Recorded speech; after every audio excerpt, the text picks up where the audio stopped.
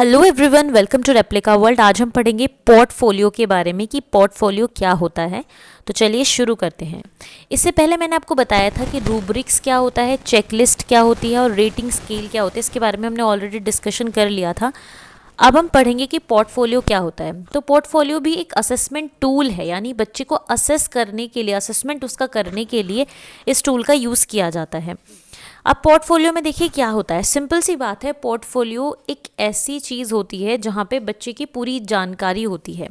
तो जो class teacher होता है वो हर एक बच्चे की, मतलब जो भी उसके क्लास में बच्चे हैं उनका पोर्टफोलियो बनाता है, यानी कि उस पोर्टफोलियो में उस बच्चे के बारे में सभी जानकारियाँ होती हैं। तो पोर्टफोलियो में क्या होता है, एक पूरा रिकॉर्ड होता है जिस रिकॉर्ड में बच्चे का नाम होता है, उसके फादर या मदर का नाम होता है, इसके बाद वो कौन सी क्लास में पढ़ता है, इसके बाद उसकी क्या स्ट्रेंथ है, क्या उसकी वीकनेसेस हैं, क्या उसके मार्क्स आए हैं डिफरेंट क्लास टेस्ट्स में, और वो कौन कौन सी एक्टिविटीज़ में पार्ट लेता है, कहाँ पे वो लैग करता है। मतलब सभी पूरी इन्फॉर्मेशन उसके बारे में होती है, अकेडमिक भी और को करिकुलर भी। तो सारा रिकॉर्ड उस बच्चे का होता है टीचर के पास, और इस डिटेल्ड रिकॉर्ड को हम बोलते हैं पोर्टफोलियो। तो पोर्टफोलियो का मतलब यही होता है। तो यहाँ पे बच्चे के बारे में सारी जो इन्फॉर्मेशन होती है वो विद प्रूफ टीचर के पास होती है। ठीक है, अब हम आगे बढ़ते हैं इसमें और देखते हैं कि पोर्टफोलियो का पर्पस क्या है, कि पोर्टफोलियो हर एक बच्चे का बनाया जा रहा है तो क्यों बनाया जाता है, उसका कारण क्या होता है। तो पोर्टफोलियो बनाने के कई कारण हो सकते हैं। जैसे कुछ टीचर इसे एज अ एकेडमिक ग्रोथ के लिए यूज़ करते हैं, मतलब कि ये देखना चाहते हैं टीचर कि एक एकेडमिक पीरियड में उस बच्चे ने कैसे ग्रोथ करी, या फिर एक क्लास से जब वो दूसरी क्लास में गया तो उसमें कितना इम्प्रूवमेंट हुआ। तो यहाँ पे एकेडमिक ग्रोथ को देखने के लिए कुछ टीचर्स इसको एज अ टूल यूज़ करते हैं।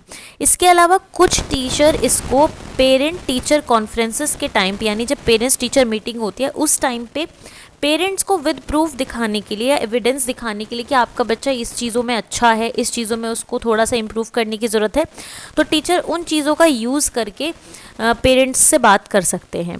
अब कुछ टीचर जो होते हैं वो इसको इसलिए यूज़ करते हैं ताकि बच्चे को क्या कर सके, हम बढ़ावा दे सकें, जिन चीज़ों में वो अच्छे हैं और जिन चीज़ों में वो थोड़े से कम हैं उनको सही किया जा सके उस चीज़ में। और कुछ टीचर, क्या सभी टीचर्स इसीलिए इसको यूज़ करते हैं ताकि बच्चे के बारे में जब हमारे पास सारी इन्फॉर्मेशन होगी तो बच्चा जहाँ पे लैग कर रहा है वहाँ पे उसको बढ़ावा दिया जा सके, अगर कोई कमियाँ हैं तो उनको ठीक किया जा सके।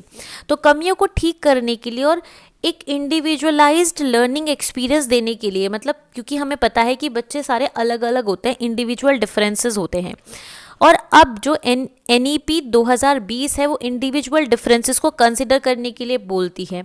और पहले जितने भी आए हैं, जैसे कि नेशनल करिकुलम फ्रेमवर्क 2005 और जैसे अब 2022 भी आया है NCF, सब में यही जिक्र है कि जो एजुकेशन है, जो लर्निंग है, वो चाइल्ड सेंटर्ड होनी चाहिए, मतलब बच्चे की तरफ केंद्रित होनी चाहिए, बच्चा केंद्र होना चाहिए उसका।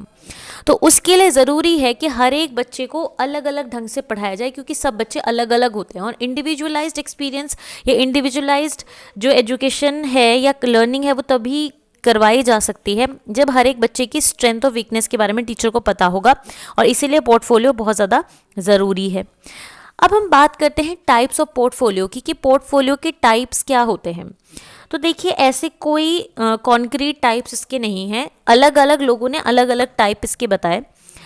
जैसे कि अगर हम पोर्टफोलियो बनाते हैं तो पहले हमें ये पता होना चाहिए कि हमारे पोर्टफोलियो बनाने का गोल क्या है, मतलब कि हम पोर्टफोलियो क्यों बना रहे हैं, कारण क्या है पोर्टफोलियो बनाने का, और उसके बाद हमें पोर्टफोलियो बनाना चाहिए।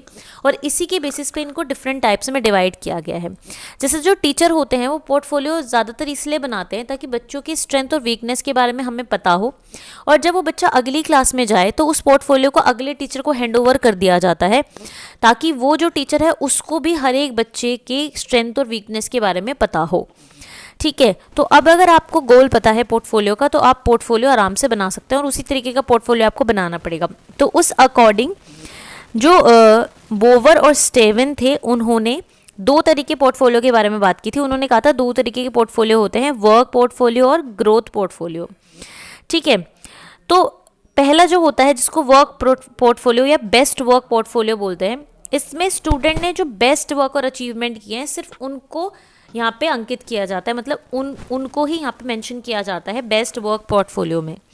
जबकि जो ग्रोथ पोर्टफोलियो होता है उसमें स्टूडेंट की डेवलपमेंट और ग्रोथ के बारे में अंकित किया जाता है, मतलब कि स्टूडेंट ने एक पीरियड में कितना डेवलपमेंट किया, कितनी ग्रोथ की, और उस कितने स्ट्रगल उसको हुए, कितनी सक्सेस उसने पाई, कितने फेलियर का सामना उसको करना पड़ा, इसमें सब चीज़ों के बारे में होता है ग्रोथ पोर्टफोलियो में। ठीक है, तो बेस्ट वर्क पोर्टफोलियो और ग्रोथ पोर्टफोलियो दो क्लासिफिकेशन इसके हैं। नेक्स्ट जो हमारे डेनिल्सन और एब्रिन थे, उन्होंने पोर्टफोलियो को 3 तरीके के पोर्टफोलियो में डिफरेंशिएट किया। उन्होंने कहा कि 3 तरीके के पोर्टफोलियो हो सकते हैं, working portfolio, display portfolio and assessment portfolio. तो इस तरीके से उन्होंने बोला। अब इसको हमें ज़्यादा डिटेल में तो जाने की ज़रूरत नहीं है, बस हमें ये पता होना चाहिए कि ये पोर्टफोलियो के टाइप हैं। अब हम नेक्स्ट बात करते हैं benefits of using portfolio. Portfolio को यूज़ करने के बेनिफिट्स क्या हैं, क्यों हमें पोर्टफोलियो यूज़ करना चाहिए।